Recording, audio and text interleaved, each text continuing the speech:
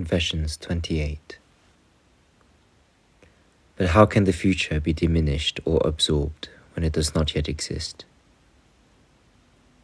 And how can the past increase when it no longer exists? It can only be that the mind, which regulates this process, performs three functions, those of expectation, attention, and memory. The future, which it expects, passes through the present, to which it attends, into the past, which it remembers. No one would deny that the future does not yet exist or that the past no longer exists. Yet in the mind, there is both expectation of the future and remembrance of the past.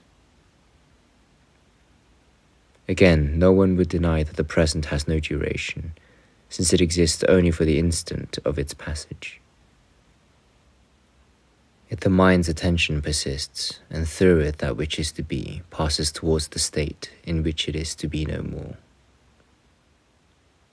So it is not future time that is long, but a long future is a long expectation of the future. And past time is not long because it does not exist, but a long past is a long remembrance of the past.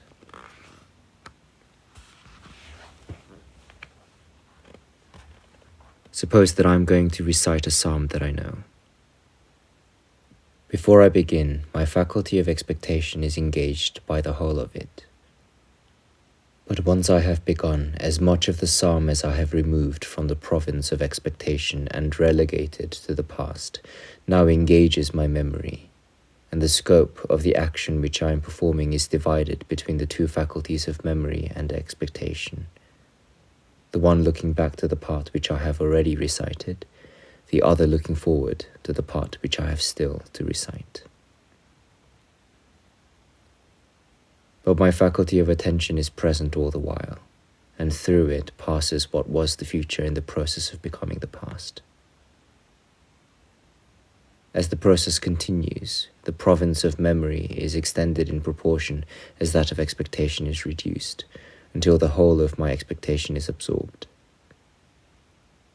This happens when I have finished my recitation and it has all passed into the province of memory. What is true of the whole psalm is also true of all its parts and of each syllable. It is true of any longer action in which I may be engaged and of which the recitation of the psalm may only be a small part.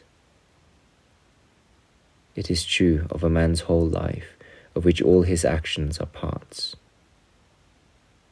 It is true of the whole history of mankind, of which each man's life is a part.